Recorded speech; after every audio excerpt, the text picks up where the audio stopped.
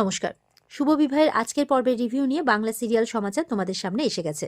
তো আজকের পর্বের রিভিউতে যেটা দেখা যাচ্ছে, শুরুতেই তেজ এসে সুধাকে ঘরে শুইয়ে দেয়, সঙ্গে ইয়েও আছে, কিংশুকও আছে।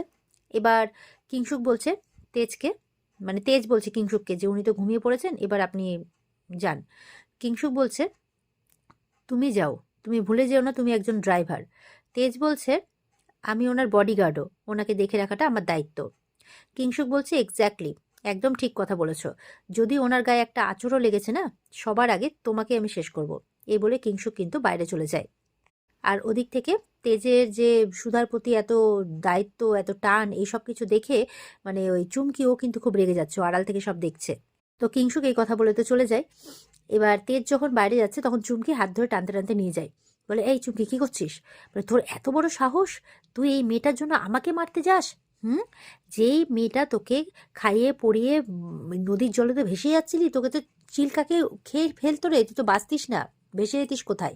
সেই ছেলেকে আমি বাঁচালাম, খাইয়ে পরিয়ে এতদিন বাঁচিয়ে রেখেছি, আর সেই তুই চুমকির সাথে গাদ্দারি করলি, তুই চুমকিকে মারতে যাচ্ছিলি। বলে চুমকি তুই ভুল বুঝছিস, তোর শত্রুতা তোমার শত্রুতা কিংশুকের সাথে, কিন্তু তুমি এই মেয়েটার পেছনে কেন পড়ে আছো?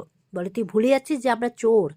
জোরে বলছে, তখন বলছে তেজ বলছে আস্তে কথা বলো, সবাই জানতে পেরে যাবে। বলে জানুক, আমার কিচ্ছু যায় আসে না। হ্যাঁ আচ্ছা তুই সত্যি করে বলতো, তেজকে ধরে বলছে সত্যি করে বলতো, তুই কি ওই মেয়েটাকে দিল দিয়ে বসেছিস? সত্যি করে বল। তেজ চুপ করে আছে। চুমকি বলছে এটা তুই কি করলি, কি করলি, এটা তুই কি করলি? এই বলে কাঁদতে কাঁদতে চলে যায়। আর তেজ ডেকেও পায় না। তারপর তেজ ভাবছে যে সত্যি আমি আমি এটা ভালোবাসা কিনা জানি না, কিন্তু এটা কি হচ্ছে আমার সাথে, আমি কিছু বুঝতে পারছি না, আমি কেন ওনার সঙ্গে জড়িয়ে পড়ছি। তো এমনটা ভাবতে ভাবতে আবার এটাও কল্পনা করছে, সে সুধার কাছে গেছে, সুধার পাশে বসেছে, সুধার চুলটা নেড়ে দিচ্ছে, সুধার কাছাকাছি যাচ্ছে, এই সব কিছু কল্পনা করছে। তারপর একটা সময় তার কল্পনাটা ভেঙে যায়। বাবা বলছে যে এসব কেন ভাবছি আমি। ওদিকে দেখা যাচ্ছে চুমকি বসে বসে কাঁদছে, আর পটলা এসছে ওখানে। পটলা অনেক কষ্টে ভান্ডারের প্রসাদ নিয়ে এসছে, তাও আবার পাঁচিল টপকে। তাই বলছে নাও খেয়ে নাও, কাঁদছো কেন তুমি? বলছে বস, কোনোদিনও তোমার চোখে কিন্তু জল দেখিনি, এত বছর ধরে তোমাকে দেখছি, কিন্তু আজকে হঠাৎ করে তুমি কাঁদছো কেন বলো তো? কে কে তোমাকে দাগা দিয়েছে বলো তো, কি হয়েছে? বলে বিরজু। বলে বিচ্ছু কি কি করেছে? বলছে যে ওই বড়লোক মেয়েটার জন্য আমাকে মারতে গেছিল জানিস। বলে কিন্তু কেন, কিন্তু তার জন্য তোমার চোখে জল কেন? আচ্ছা তুমি ওই বিচ্ছুকে ল্যাপটপ করে বসনি তো? বলে চুপ কর, এই চুমকির মনে না ওই ভালোবাসা টালোবাসার কোনো জায়গা নেই। হ্যাঁ, বলে তাহলে এরকম করছো কেন? ওই দেখেছি বিচ্ছু যখনই ওই মেয়েটার দিকে, বড়লোকের মেয়েটার দিকে তাকায়, তখনই তোমার জন্য একদম অন্য কিছু হয়ে যায়। এটা তো পরিষ্কার বোঝা যাচ্ছে তোমার নিশ্চয়ই কিছু হয়েছে, ল্যাপটপ করে বসছো। বলে না একদম না। কি জানিস তো, ব্যাপারটা হচ্ছে এই চুমকি যাদের যাদেরকে ভালোবেসেছে, যাদেরকে আগলে রাখতে চেয়েছে না, তারাই চুমকির কাছ থেকে চলে গেছে, জানিস তো? চুমকি বলছে ভগবান তো বিচ্ছুকে আমার কাছে পাঠিয়েছে, তো আমি ওকে কারোর হতে দেব না, কারণ না। ওই বড়লোকের মেয়ে ওই এক হাতে কিংশুক আর একদিকে আমার বিচ্ছুকে একদম হাতে নাচাচ্ছে, আমি কিছুতেই এটা হতে দেব না, কিছুতেই না। পটলা বলছে তুমি ভুলে যেও না কিন্তু বস, তোমার টার্গেট কিন্তু শুধু কিংশুক লাহিড়ী। তখন বলছে না, আজকে থেকে আমার টার্গেট ওই বড়লোকের বউ হলো। পটলা তো শুনে অবাক, বলছে এবার এক ঢিলে দুই পাখি শিকার করব আমি, তাই বলছে চুমকি। এদিকে ঠাম্মিকে বাড়িতে সবাই বোঝাচ্ছে। সমুদ্র বলছে যে বৌদির উপরে এতটা কড়াকড়ি না করলে হতো না ঠাম্মি, একটু তো ভরসা করতে পারতে, বৌদি তো এরকমটা নয়, নিশ্চয়ই কোনো বিপদে পড়েছে, একটু বুঝতে পারতে, বোঝা উচিত ছিল। তখন ঝিনুক বলছে হ্যাঁ ঠাম্মি, দিদি কোনোদিনও আজ অবধি এমন কোনো কাজ করেনি যেটা পরিবারের জন্য কোনো ক্ষতি ডেকে আনে। তখন ঠাম্মি বলছে যে আমি সুধাকে তোমাদের থেকে বেশি বিশ্বাস করেছিলাম, কিন্তু ও যে এইভাবে আমার বিশ্বাসটাকে ভাঙবে এটা কিন্তু আমি ভাবতেও পারিনি। তো তাই জন্য আমাকে এই সিদ্ধান্ত নিতে হলো, কিছু করার নেই। ঠাম্মি এবার সিদ্ধান্ত নিয়েছে তার কোম্পানিটাকে বিক্রি করে দেবে, তেজ বেকারি। তো মেচকা বলছে না তুমি যাকে বিক্রি করেছো ঠিকই আছে, অনেক বড় গ্রুপ অফ ইন্ডাস্ট্রিজ, তারা আমাদের কোম্পানিকে, তো ওরা আমাদের কোম্পানিটাকে ভালোই চালাবে, তাই বলছে মেচকা। আর তাছাড়া 50% শেয়ার তো আমাদের কাছে থাকবেই, তো সেটা আমাদের সংসার চলার জন্য যথেষ্ট মা। ঠাম্মির তো মনটা খারাপই হয়। ঠাম্মি বসে পড়ে চেয়ারে, বলছে যে আমাকে ক্ষমা করো তেজ দাদু ভাই, এই পরিবারের মর্যাদা, সম্মান সব কিছু বাঁচাতে আমাকে এই কোম্পানির বলিদান করতেই হবে, আমার হাতের কোনো রাস্তা নেই, এইভাবে বলছে। ঝিনুক মনে মনে বলছে এইভাবে কোম্পানির শেয়ারস বেচে খুব ভুল করছে ঠাম্মি, আমাকে এই সব কথা দিদিকে এক্ষুনি জানাতে হবে, যেভাবেই হোক এই ব্লান্ডারটা আটকাতেই হবে আমাকে। এদিকে সুধা, তারপরে কিংশুক, এরা সব এক জায়গায় দাঁড়িয়ে আছে। কিংশুক সুধাকে 5 কোটি টাকা দেয় একটা ব্যাগে করে, বলছে এই নিন, এখানে পুরো 5 কোটি আছে, যান আপনি সেফলি আপনার মেয়েকে ওদের হাত থেকে ছাড়িয়ে নিয়ে আসুন। সুধা বলছে, আমি আপনার এই ঋণ কোনোদিনও মেটাতে পারবো না।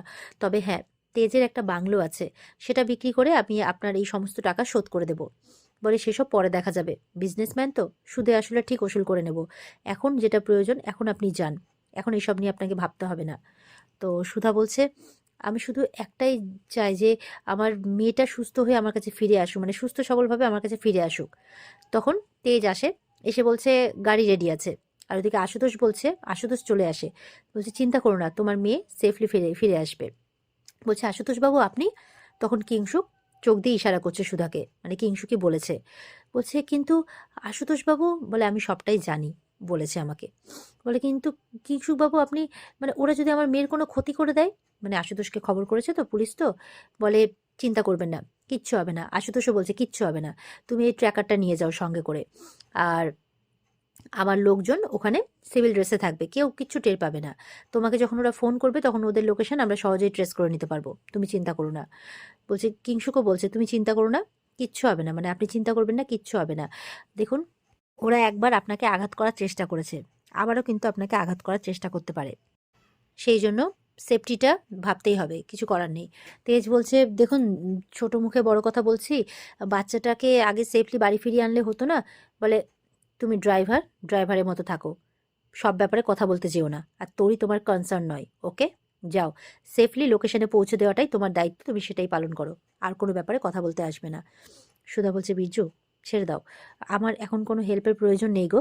আমার কোলে শুধু আমার মেয়েটা ফিরে আসুক, তারপরে আপনারা সবাই মিলে যা তদন্ত করার, খুঁজে বের করার করবেন, আমার মেয়েটা শুধু ফিরে আসুক।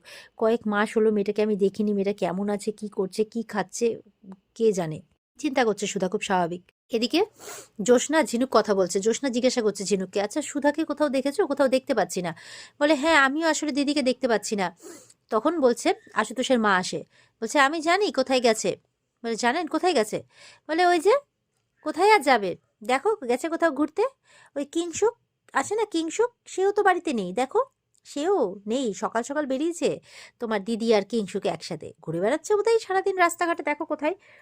এই কথাটা কিন্তু ঠাম্মি শোনে পাশ থেকে, শুনে ওদিকে ঝিনুক তো সহ্য করতে পারছে না, ঝিনুক বলছে আমি যাচ্ছি, দেখছি, দিদিকে ফোন করছি, কোথায় আছে।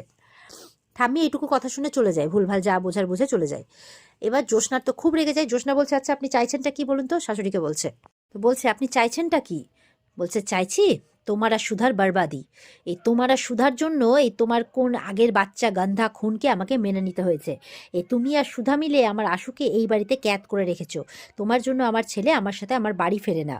এবার সুধার কাছ থেকে আমি সুধার পরিবারকে কাড়িয়ে নেব, সুধা সব কিছু হারাবে, আর তারপরে এই দৌলত ऐशो আরাম সব আমি দখল করে নেব, তাই বলছে।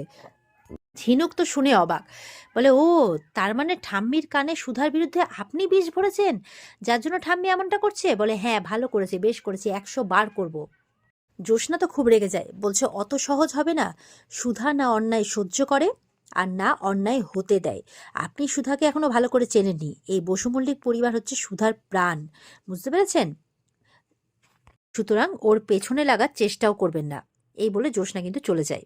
এবার ওদিকে তেজ কিন্তু সুধাকে নিয়ে রওনা হয়েছে, আর ওদিকে দেখা যাচ্ছে চুমকি আর ইয়ে কাতলা অপেক্ষা করছে মুখটুক ঢেকে।